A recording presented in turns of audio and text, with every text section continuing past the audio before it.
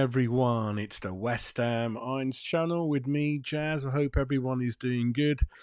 The days are ticking by, not long to go now, and the new season will start. So some of you, I can tell, are can't wait. You're raring to go.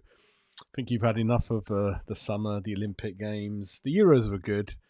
Wimbledon cricket. I don't know if you guys follow that, but yeah, some of you will be eager to get out there the first game. Some of you might want an extra couple of weeks off if you're abroad. I don't know. So anyway, we're not far away, and this is the West Ham Stats and Tactics show. We got the first show underway a couple of days ago, didn't we? So I hope you really enjoyed that. Some good feedback on that, and I hope to keep the show rolling regularly throughout the season, really. So before we really get into the stats and tactics nitty gritty, I just have to share with you, the news that you already know about. Jarrod Bowen has become the new West Ham United captain. And yeah, that's a new captain kickstarting from this season. So he joins a list of very, very famous people. So well done to Jarrod Bowen. Very much deserved. Can't really think of another candidate. He's been with the club a good few years. He signed a long contract. He's very loyal, crowd favourite, very hardworking. Probably our best player as well, last couple of years or so. So he's got all the credentials. And yeah, leads by example, works hard. So let's see how that does, really. So Bowen, best of luck, mate. You're probably my favourite player now, anyway. So fully well deserved to you. So congratulations to you, your family, especially Danny Dyer, who done a really, really funny video mentioning Lopetegui, good luck in the future. And Lopetegui sent a very funny message back. So that's absolutely hilarious. Sky Sports done it, so Google it on YouTube. It's Sky Sports, Danny Dyer and Lopetegui interaction. Absolutely hilarious, really. And that kind of what I said about Lopetegui's character. He kind of endears you to him. He's got that. He earns respect, obviously, but he's got that real man, real funny side to him as well, that you get close to someone, really. So that's that. And then I just want to share one more thing with you guys. So that is the list of all the captains in modern times for West Ham United, starting from Sir Bobby Moore. And yeah, 12 years, Bobby Moore up to 74. Then the last column tells you where they were born, interesting enough. And you might find that information interesting, you might not. So Bobby Moore, Billy Bonds, 10 years, Alvin Martin. So from 1962 to the end of 1989, which is 27 years, only three captains, and up to 1989, I think John Lyall was only a fourth manager, fourth to fifth. Not much change, quite stable. And then Julian Dix, Steve Potts for a year, couple of years, Julian Dix back in again, Steve Lomas, De Canio, Christian Daly, Rio Coca, Lucas Neal, Upson, Nolan, Noble, and then obviously after Noble, I think it's Declan Rice and then Zuma, really. So I hope you find that information quite decent. Lucas Neal was a very, very good captain, right back. Cost us absolute fortune in transfer fee and salary, but he's the one who famously turned Liverpool down to come to West Ham. We offered him really, really high salary, but I think he was really, really good. I think they're all good captains, really. Some of you might have mixed feelings about Rio Coca. We'll kind of leave that to one side. Potsy's a good lad. Yeah, really, he's following a really good set of lads there, isn't he? Big names for the club, really. So, yeah, congratulations to you, Mr. Bowen. Right, let's get into it without any delays. So, let's get into, it's the tactics where Jazz goes missing in the corner. Here you go, mate. How you doing? So, the first thing I'm going to show you, I'm not going to mess about. Don't shoot the messenger. The first screen I'm going to show you is how I think Lopetegui is going to set up against Aston Villa, right? So don't kill me in the comments. Don't shoot me, right? So let's get that showing for you. There we go. So I hope you can kind of see that. So I think this is the team 95% that's going to start against Aston Villa. Incidentally, it's a 5:30 kickoff, and the new rules, everyone, is that the team sheet has to be out there in the media and everyone by 4:15 p.m. That's in line with UEFA, so not the usual hour, half four. It's got to be in a bit earlier, 4:15, 75 minutes before kickoff, really. So that's kind of that. 4-2-3-1 or 4-2-1-3. Yeah, there's some things in there that making me not so happy. Maybe doing the same to you. So Areola in goal. Right back, Kufal, right. I think Wan-Bissaka is obviously the last player through the door, literally 3 days ago. He got a slight knock in the last Man United pre-season, so I don't know. I think he's only going to have one or two training sessions with West Ham, and Lopetegui in his press conference, which I'll do separate show on, was kind of mentioning that he's not giving anything away. He's keeping an eye on everyone. He said some are more ready than the others, but I largely got an injury-free squad apart from Alvarez. So that's kind of from him. But I'll cover that in a separate show because I will be covering the press conferences separately, as you know. Like to keep it all separate, nice and tidy, nice and filed away. So Kufal, I think it's a long season. Don't forget. I know we all want to see Bissaka, but if he's not 100%, then I can't see the manager really rushing him in.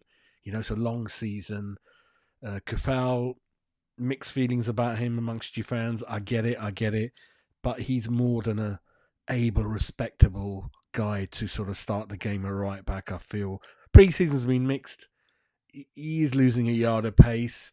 He does get caught out. He hasn't got much pace, so he's often chasing after wingers, trying to bring him down right into the penalty area, giving me heart attack, right? So I think he might go with Kufal, right? I'm guessing. So, don't shoot a messenger. I think Kufal might start because of those reasons. Todibo, I think he's fine. Put him in there because we're pretty weak in the centre-back area. Again, I don't think he's impressed anyone. I think he is officially for sale, so I don't think J-Lo thinks much of him. Zuma, he's in UAE trying to sort that deal out, so I think Kilman was the first one that came in through the door. So Kilman, yeah, I thought Kilman was going to be captain, but it didn't quite happen, so...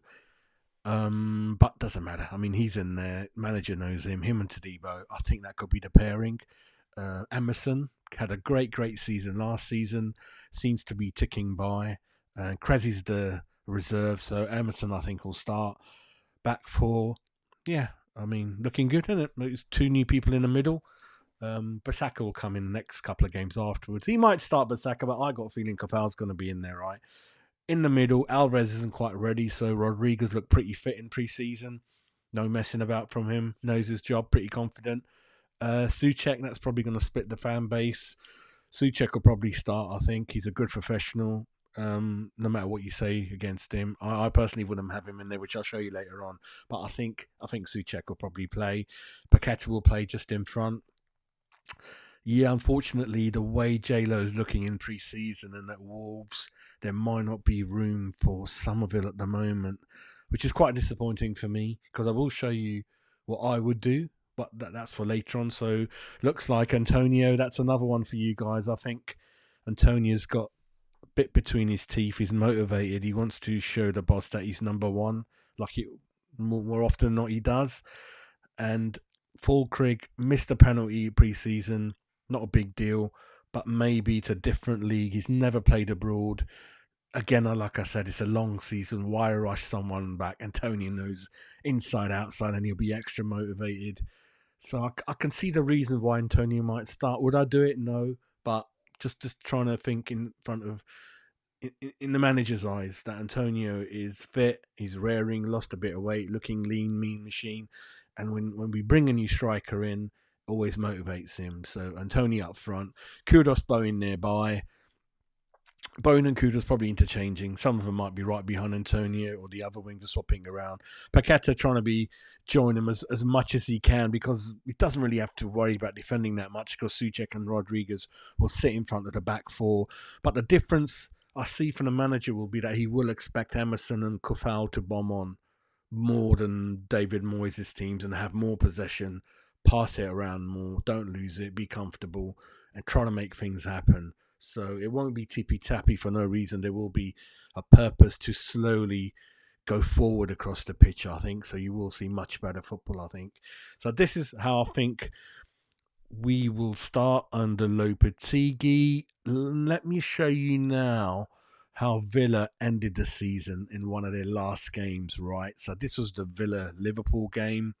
So just have a look at that and the formation there. Obviously, few people have left the Villa's team, notably Douglas, Luiz, and Diaby. But it was a 4-2-3-1. I love coming up against teams that are the same as you. Then it's easy to match up against them, isn't it? It's the ones that play 4-5-1, 4-4-2, 4-3-3. It's like, oh, we got to scratch your head a bit because I love to match up. Then it makes it a bit easy to plan it, really. So that's how they kind of played there. Watkins up front by himself. Again, the CDM. And then you got Douglas, Luiz, Tielemans that are kind of CDMs, but got a little bit of attacking side to them as well. And then the really rapid defenders, rapid wingers, Diaby and Bailey. That's why I'm a bit worried about Kufal starting, but manager might feel Basaka's just a week away from being 100%, and I want him to be 100%, really. So, again, give me your comments on that. Now I'm going to show you the Villa in pre-season. Yeah, that's Villa in pre-season. Week ago, 4-3-3. Notably, you can see Anana, their new signings in the middle. I'm not that worried about Anana. He's been just all right. I mean, you might not know, but sometimes in Everton, he wasn't even getting in the first team. They were dropping him for a few games. So 50 million, I'm not too bothered about him. I think we can match all them lot. Dina, you can see. I think the Chelsea guy, Martin's 40 million. He'll probably be in there if he's fit. And then you'll see, I think you'll see 4-2-3-1. I think you'll see Watkins return to the front. And there'll be that kind of similar thing to that. Now, let's come into what I would do. So this would be my team against Villa. So Areola in goal, Wan-Bissaka, Todibo, Kilman, Emerson. Emerson, no reason not to change it. Yep, like I said, bring Kilman, Todibo in, much younger, much more pace. And Wan-Bissaka, right? He's got pace, and if he's up against Bailey or the other speedy wingers Villa will probably have, then yeah, he'll have to and I think it's easy to him, the ground running. He knows the ground. It's a home fixture. He doesn't have to travel. London lad. I'm sure he's got a house down there or family down there. I think he hit the ground running. I think he'll be fine. And I think there's no reason not to play him, I feel. Rodriguez will sit like a sweeper, I feel, in front of the back four, but also have the legs and experience to bum up a bit. Bum up and down a bit and control the ball. Again, very comfortable with the ball at his feet. More comfortable than Alvarez. And Paqueta, we know, technically very, very sound. Will be asked to play mature, play with a mature level head, which means protect the defence as and when needed. Don't lose the ball doing your tricks and flicks. Keep possession as long as you can. And when there is a chance to put a through ball in or something a bit more creative, than do it. So hopefully be sensible from him. And Somerville is player of the season championship, player of the season for Leeds, played 20 odd games a season before Premiership. Shit hot form, no reason to keep playing him on the bench. I don't understand when Moyes used to buy players in form and then just keep on the bench for 8 weeks. I don't get it. It can only deteriorate the form. Stick him in there. He's got pace. He can score penalties. He can create. He can cross. Put him in there. Kudus and Bowen interchange. Put Fulgrig in there. Put him in there. And then Antonio will still be motivated, saying, "You've dropped me. I'll show you when I come on." Because the flick side of it is the bench. You got Ward-Prowse. You have Souček. You got Antonio. You got Krezi, Kufal, Agurd. Right, really, really good squad, really, really good bench. But this is what I would do. I don't hang about. We sign players for a reason. Stick them in there. Let's put the fear in kind of Villa. They won't know that much about Fulgrig. They probably don't know that much about Somerville. Not come up against him last season. They probably don't know nothing about Rodriguez. Todibo probably haven't seen him. So there's a lot of mystery there for Villa. That when that team lands at Emery's desk, he's like, oh shit, I know a lot of these. Oh god, how are they going to set up? So I like that. Villa's team, I don't think they've signed as many players as we have. And again, this is what I would start off with, but it will change as the game develops and game to game, opposition to opposition. This formation will change. Again, let me know in the comments what you think. But I think it's nicely balanced. The front guy, Fulgrig, has got strength. very good in the air, very good on the floor, very nimble. Don't let that height and weight kind of thinking that he's slow like a typical forward you get. He's not. He's very nimble and he's very proactive. He makes runs. He looks for the balls. He can hold it up. He can do all kinds of things, right? And then Somerville, lots of pace, lots of cutting in. So he's a right-footed left winger who cuts in a lot, crosses it in. Kudos we know all about. Bowen we all know about. Solid players. Paqueta we know about. Rodriguez, nice bit of stability there. So much more stable team from last season. Much younger team. Better team all round, Younger and more pacier and technically a bit more better sound, isn't it? So that's kind of me. Like I said, it will change as the season goes on. I mean, this is another one where you could it's kind of, what can I call this? This is another different side to it. Where, actually, no, this is the one we just looked at, haven't we? What am I talking about? Sorry. Let me just close this one down. There we go. This is 4-4-1-1. Again, it's one you can do. You can start the game like this, which is cautious, which means Somerville and Bowen tuck in as wingers rather than a front three, front four. Kudos is like a number 10 on whatever you call it, behind Fulgrig in the hole. So Kudos will be hard to mark. He'll go left, he'll go right, he'll go whatever. Okay, you might be thinking you're isolating Fulgrig a bit. I think you'd be all right. So this is a formation when the game starts, when you keep it compact. Dare I say David Moyes' words? So you know what I mean. Keep it tight. I don't want to use that word, but just keep it nice shape, and not go gung ho straight away, and then play a bit of chess with the opposition, and then you switch to 4-2-3-1 or whatever you want to do really with that. So that's kind of one or two other things you can do. Other things you can do, like I said, Lopetegui will be expecting his forwards to get along a lot more, really. So we'll see what happens with that. I've gone missing now. That's kind of brilliant. Back again. Let me see if I can get that screen back. Hang on.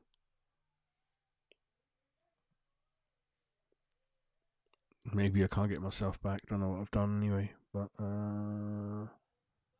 okay, don't worry about it. Let's go back to the normal one. Messing about with this new platform, really. So let's go back to the previous one. So yeah, so that was kind of a bit on that. The kind of lineup I think Lopetegui's gonna start off with. Then about what I would do, and then a bit about how you can change it during the season, during a game. That kind of thing. But summarising again, that it's a much better squad, obviously, from last season. Lots of options, 2 people fighting in every position, and that's really good to see. And the manager saying he doesn't really have any injury problems. Alvarez will join up pretty soon. Apart from him, everyone's kind of fit, and I think we're still trying to get 1 or 2 deals done in the back if Danny Ings leaves, if and when Zuma leaves, if and when we want to sell a Gerd. So there's still, and a few youngsters have gone out. George Murphy and all that kind of thing has gone out, isn't he, really? So, again, put your comments in and I will reply. And like I said, I'll be back. I was meant to do a live show this evening, but something private I had to deal with. So that will be coming back, as you know. And I will be bringing like a press conference show. So I will look at that press conference and give you a quick summary on that. And it might be time to bring the West Ham Daily News back as well, as the signings quieten down a bit and we get back to a bit normality of non-transfer news in and around the club, really. So that'll be back. And I think that's it from me. So have a great evening. Keep subscribing, keep sharing, keep following. We're only about 30 short of 3,000 fans. We might not make it before the Villa game, but we're getting ever so close. So anyway, take care. Come on, you Irons. Let's see what happens.